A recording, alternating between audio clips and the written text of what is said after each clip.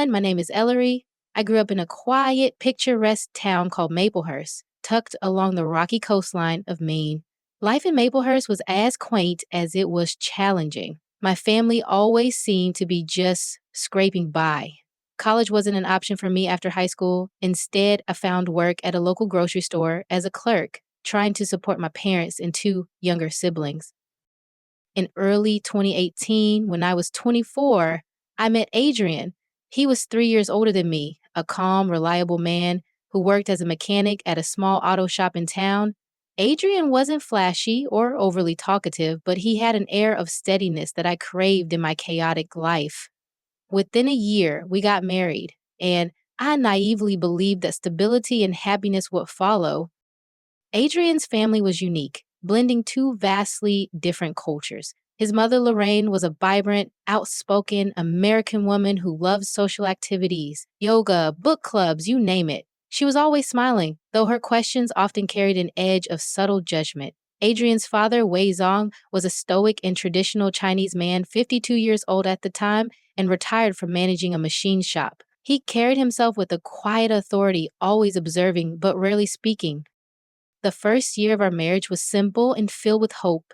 Adrian and I rented a small apartment near his parents' home, and though we weren't wealthy, I felt content. But as the months rolled on, the cracks in our relationship began to show. Adrian's reserved nature wasn't just shyness, it was avoidance. We struggled to connect emotionally and, more painfully, physically.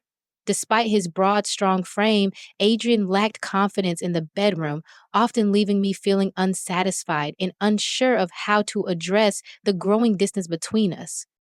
To make matters worse, the pressure to have children weighed heavily on me. Adrian was the eldest and only son in his family, and the responsibility of continuing the family line rested solely on us. Every family dinner became a minefield of subtle comments and lingering stares from Lorene and Wei, though neither of them directly voiced their concerns.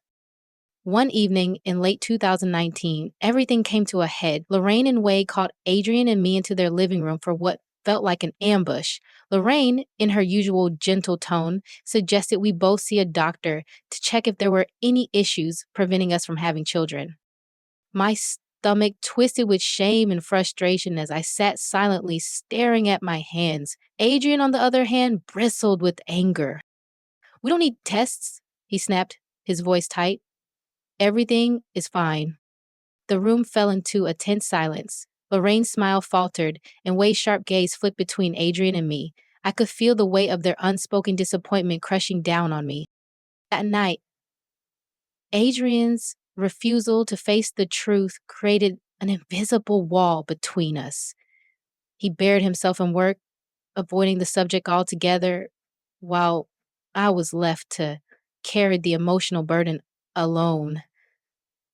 The once happy moments in our marriage were now overshadowed by resentment and unmet expectations. Then came the night in January 2021 that changed everything. Adrian had a work party and wouldn't be home until late, and Lorraine was out at one of her yoga sessions. It was just me and Wei in the house, an arrangement that felt innocuous at the time. After finishing a long day at the grocery store, I took a quick shower and changed into a loose sundress for comfort. I didn't think twice about it. Wei was family after all. I headed to the kitchen to prepare dinner for the two of us, keeping things casual. As I set the table, I noticed Wei watching me from the living room. His gaze lingered, a moment too long, but I brushed it off as harmless. "Dinner's ready," I called out, trying to fill the heavy silence. Wei rose from his chair and joined me in the kitchen. The meal passed in relative quiet, though I couldn't shake the uneasy feeling growing in the pit of my stomach.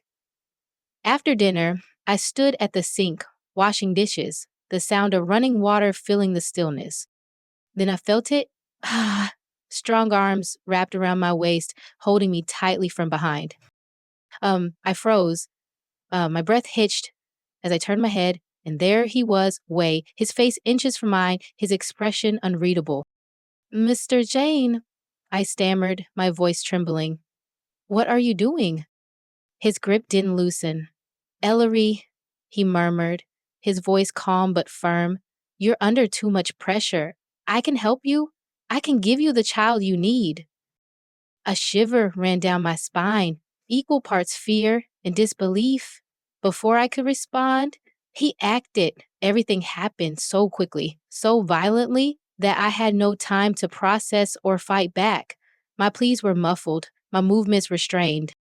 When it was over, I collapsed onto the kitchen floor, sobbing uncontrollably. Wasted over me, his expression disturbingly calm. "This is for the family," he said, as if his actions were justified. Then he walked away, leaving me shattered and alone. I'm I stayed on the cold kitchen floor for what felt like hours, my body trembling as the weight of what had just happened consumed me. Every nerve in my body screamed for me to do something. Call Adrian, tell Lorraine, go to the police. But I was paralyzed, my thoughts a chaotic swirl of fear, shame, and disbelief. The house was eerily quiet, save for the faint creak of the floorboards as Wade moved through the hallway and disappeared into his bedroom. His nonchalance, his complete lack of remorse, made my skin crawl. I spent the rest of the night locked in the bathroom trying to scrub away the feeling of his hands on me, the sound of his voice echoing in my mind, but no amount of soap or water could erase what had been done. When Adrian came home later that night, his cheerful, slightly tipsy demeanor felt like a cruel contrast to the turmoil inside me. I plastered on a fake smile and told him I wasn't feeling well, retreating to bed before he could ask any questions. But sleep didn't come. How could it? Every time I closed my eyes, I saw Wade's face, heard his words, felt his grip. The man I had trusted as family had shattered every boundary, and I had no idea how to pick up the pieces. Days turned into weeks, and I did everything I could to avoid being alone with Wade. I scheduled extra shifts at the grocery store, volunteered for errands, and even started staying late at the library just to delay coming home. But my efforts were in vain. We was patient, calculating. He knew how to bide his time, waiting for the perfect moment when I would be vulnerable and unprotected. The next time it happened, it was even worse. Lorraine was out of town visiting her sister, and Adrian was working late on a big project. I had begged him to come home early, but he brushed off my request, promising he'd make it up to me over the weekend. I knew the moment Wei walked into the house that I was in danger. His eyes locked onto mine with a predatory intensity, and my instinct screamed for me to run. But before I could make it to the door, he cornered me, his towering frame blocking my path. "Ellery," he said, his tone almost gentle as if we were having a normal conversation, "you don't have to fight this. You know it's what the family needs." I tried to push past him, but his grip was ironclad. "Please," I begged, tears streaming down my face. "Just let me go." But Wei wasn't listening. He dragged me into the bedroom, his strength overpowering any resistance I could muster. The room spun as I fought against him, my cries muffled by his hand over my mouth. This time, the fear gave way to something darker, anger. How dare he reduce me to this? How dare he treat me like I was nothing more than a tool for his twisted idea of family honor? When it was over, I lay on the bed, staring at the ceiling as Wade calmly adjusted his shirt and left the room. I didn't cry this time. The tears had dried up, replaced by a cold, simmering rage. That night, I made a decision. I couldn't keep living like this, trapped, powerless, consumed by fear and shame. If Wade thought he could control me, he was wrong. The next morning, I began to devise a plan. I needed to gather evidence, something undeniable that would expose Wade for what he truly was. It wasn't enough to confront him or tell Adrian. I needed proof that would hold up against his manipulations and lies. I installed a small camera in the kitchen, hidden behind a decorative plant on the windowsill. It was subtle, unobtrusive, but perfectly positioned to capture everything. I didn't know if or when Wei would strike again, but I was determined to be ready. The opportunity came sooner than I expected. Lorraine was out at yoga, and Adrian had picked up an extra shift at work. I felt Way's presence before I even saw him, the hairs on the back of my neck standing on end as he entered the room.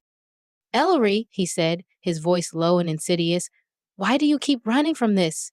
You know it's what's best for everyone.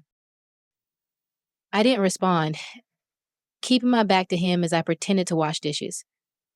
My heart pounded in my chest, but I forced myself to stay calm. When he approached, I let him get close enough that the camera would capture everything. And when his hand reached for my waist, I turned sharply, holding up a kitchen knife between us. Don't touch me, I said, my voice steady despite the fear coursing through me. Wade drove, his eyes narrowing. For a moment, I thought he might back off, but then he smirked, a chilling, condescending expression that made my stomach churn. You won't do it, he said, stepping closer. I tightened my grip on the knife, my hands shaking. Try me. For the first time, I saw a flicker of doubt in his eyes. He raised his hands in mock surrender, backing away slowly. You're making a mistake, he said, his tone cold and threatening, but you'll see soon enough. When Adrian came home that night, I didn't tell him what had happened. I couldn't, not yet, but I felt a glimmer of hope, knowing I had captured everything on video. The next day, I took the footage to a lawyer, explaining everything in painstaking detail. The lawyer's face darkened as he watched the video, his disbelief quickly turning to outrage. You've done the right thing coming here, he said. We'll make sure he pays for this. For the first time in months, I felt a sense of control.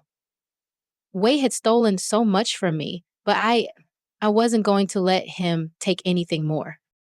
The legal battle that followed was long and brutal. Wei denied everything, painting me as a liar and a manipulator.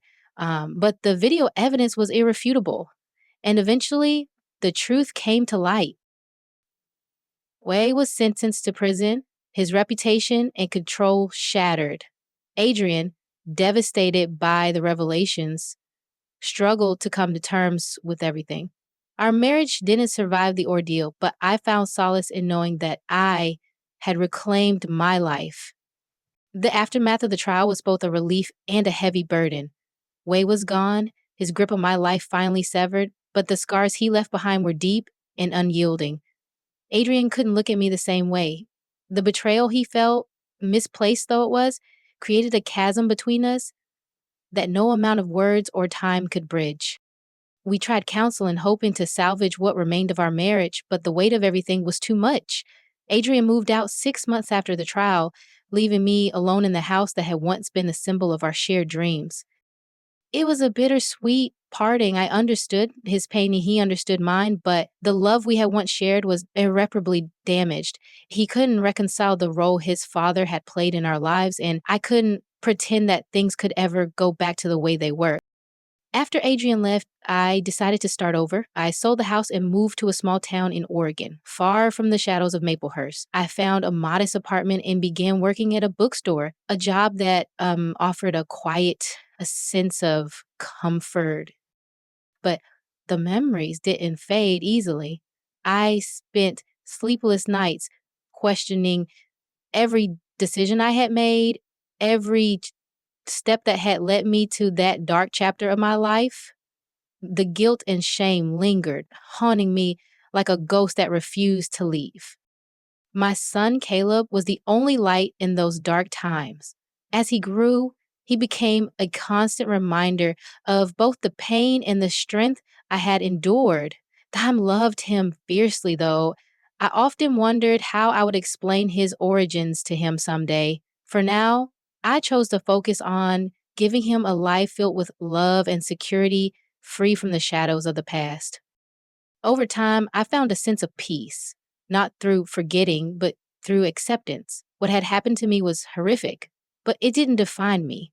I was more than the victim of Way's actions. I was a mother, a survivor, and someone who had fought to reclaim her life despite unimaginable circumstances. One evening, as Caleb slept soundly in his room, I sat by the window, gazing out at the quiet streets of my new town. The pain was still there, lingering like an old wound, but it no longer consumed me. I had built something new, a life that, while imperfect, was my own. I knew the road ahead wouldn't be easy. There would always be questions I couldn't answer, moments of doubt and fear. But as I watched the stars glimmer above, I felt a flicker of hope. I had survived the worst, and I would continue to move forward, one step at a time. For Caleb, for myself, for the life I still had left to live.